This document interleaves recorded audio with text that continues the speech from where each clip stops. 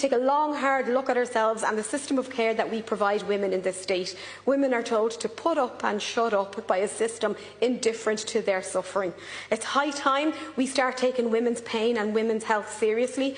The courageous women in the gallery tonight who bravely shared their stories with us today and over the last number of months.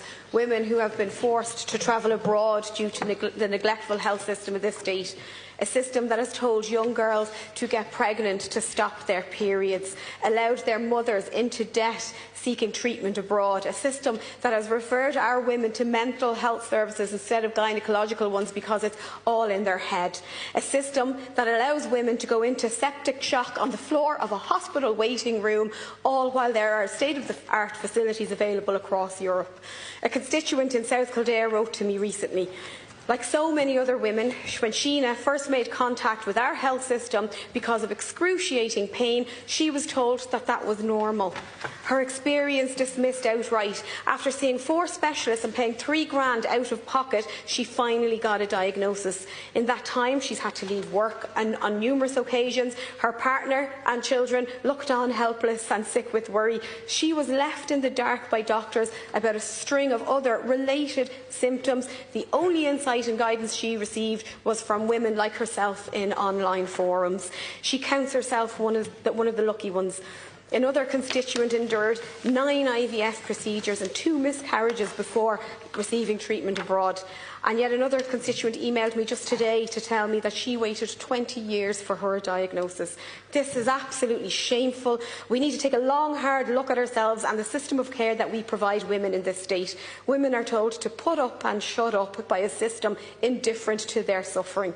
It's high time we start taking women's pain and women's health seriously. We have a horrifying track record in this respect, stretching back to the foundation of the state, and it is a living history.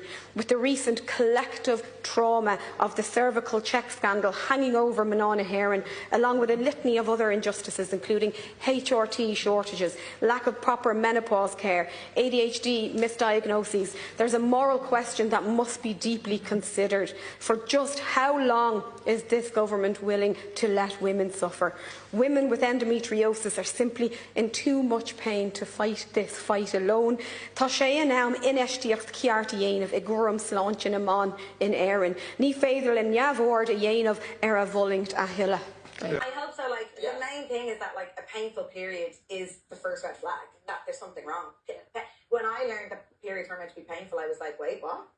If you're having to medicate yourself, if you're missing school, if you're missing activities, if you can't stand friends, if you have to look at your schedule and go, I can't work those 2 days of the month, you need to go to your doctor. It's not normal. Now, why do you think it takes so long for women to get diagnosed? Because isn't it true it takes 8 years? 8 to 9 years is the average. Yeah. And the reason is because it can only be definitively diagnosed through a laparoscopy, which is a keyhole, and they actually have to look inside. So a lot of the time, like with me, I was having 24-hour-a-day pain every day for 2 years. And my blood tests were okay, my scans were normal.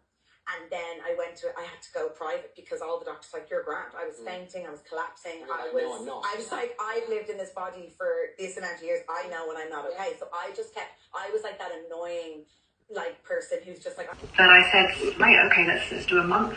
And then it was 3 months, and then it's just continued on from there, just feeling better and better. It was like waking up. It was like coming back to life. And I don't have chronic fatigue anymore. Here I am now, 9.5 months in. I don't have chronic fatigue anymore. I have 0 endo pain. And it's really only now I've kind of realised how much pain I had just gotten used to before, how much pain I was actually in. I just got used to it. I have no fibro pain. I have no brain fog. I have no digestive symptoms whatsoever. My digestion is perfect. I think better than it has ever been in my life. My hormones are perfectly balanced. My periods are lighter and 100% pain-free. I don't have any endo symptoms. I don't think I have endo anymore.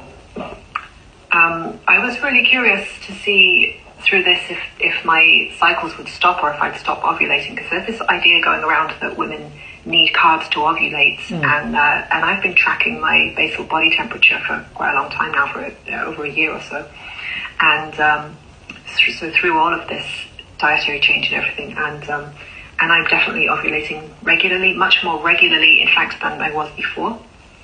And I feel like I've got my... While you're cutting on up, you need to tell us about meeting the late great Queen. There's a jam you can get, and I can only find it in the supermarket sometimes. I'll actually put a picture up on my Instagram after this, but it's a mango and apricot jam. It is unreal. So a layer of jam in the middle. Pineapple as well. Can't you?